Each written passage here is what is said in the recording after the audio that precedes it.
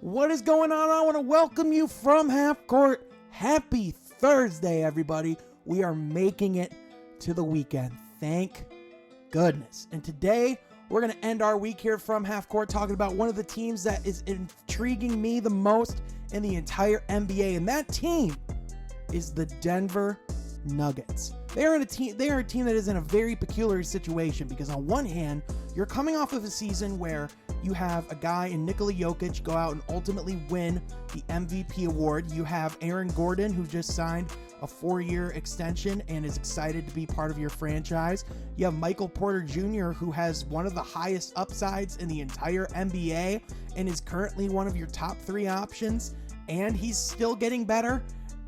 But then you also just have all of these unanswered questions about where they rank and where they compare with the rest of the Western Conference. And so today I want to go over the top 3 questions I have facing the Denver Nuggets this upcoming season.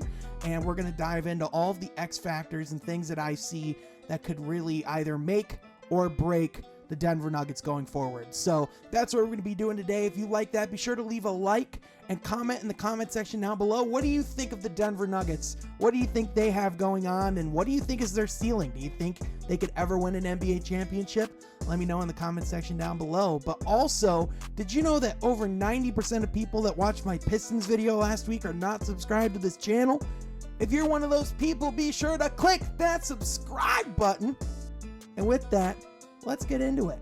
All right, so the very first question that I'm going to start this video with is a simple one, and it is, who is going to help Jokic?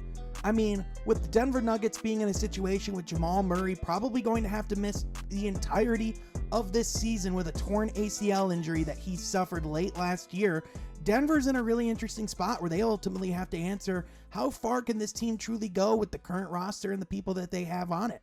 Because listen, Jamal Murray is a huge miss. People aren't really talking about him as highly as they were last year because he didn't really have as much of an electric performance this season as he did in the bubble last year. But let me tell you, Jamal Murray is for real. And he adds some explosiveness and some dynamic scoring ability on that team, especially needed when Jokic isn't having a great night. Granted, that doesn't happen very often, but in the NBA, if there's anything that we know, it is that it is extremely important to have other stars that you can rely on and ultimately have other options that you can pour into. So I think that's going to be a huge thing for the Denver Nuggets this year. Now, don't get me wrong, I don't think he has a bad supporting cast by any means, especially guys like Michael Porter Jr. and Aaron Gordon. I think he's still going to have a pretty solid roster this year, and it's tough to not see them being a top 4 team in that conference. That's just what they've been. That's how they play. It's what the Denver Nuggets do. Ultimately, they have a lot of questions that they're going to have to answer, and ultimately, we won't know how good they truly are until they step on the court. All right, question number 2. How good is Michael Porter Jr.? And I mean, how good is he actually? Because here's the thing, he's coming into technically his 4th season in the NBA, but really his 3rd. He missed that entire 1st season with his back injury that ultimately caused him to sit out. But now we have had 2 full seasons of Michael Porter Jr. And man, he has made some leaps quickly. Not only was he able to go out there last year and prove that he can score in this league, going from 9.3 points a game to 19 points a game, but also just his overall ability to affect the defensive end, just his versatility, his 3-point shooting ability as well, how much ice that kid has in his veins, and the performances he was putting on in the playoffs last year. I think Michael Porter Jr. is the ultimate X factor of what the ceiling of the Denver Nuggets is. Because if Michael Porter Jr. lives up to his potential, there's no reason that this team can't be a championship team. I mean, especially with Jokic, especially with Murray, and with Aaron Gordon, and you throw Michael Porter Jr. in that starting 5 as well. That is an absolute monster lineup. Granted, the Western Conference has gotten tough. The Eastern Conference is always going to be difficult, especially this season, but that doesn't mean that this team doesn't have that ability when healthy. So what I'm really interested to see this season is Michael Porter Jr. that guy? Is he going to make another leap?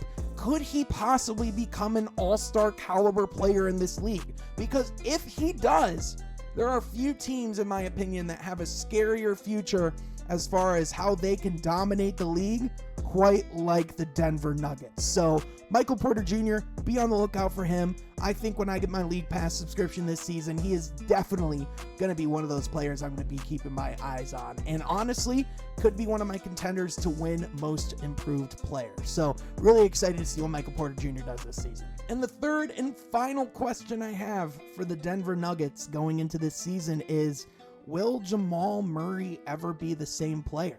And I think this is an important thing to look at in the big picture, because even though we're not going to get that answer this season, we're going to get it next season. We're going to get it in the next couple of years.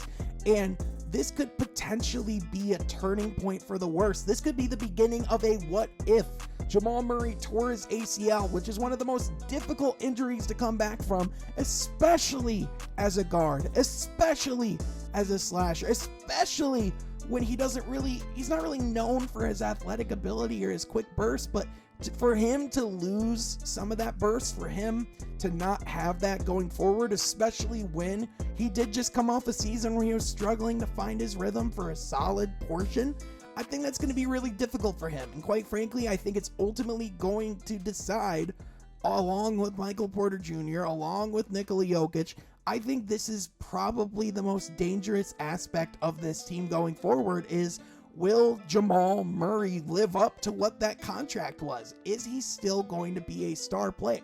Personally, I think he is going to be that guy. I think ultimately Jamal Murray has shown a great ability to do a lot of different things in this league.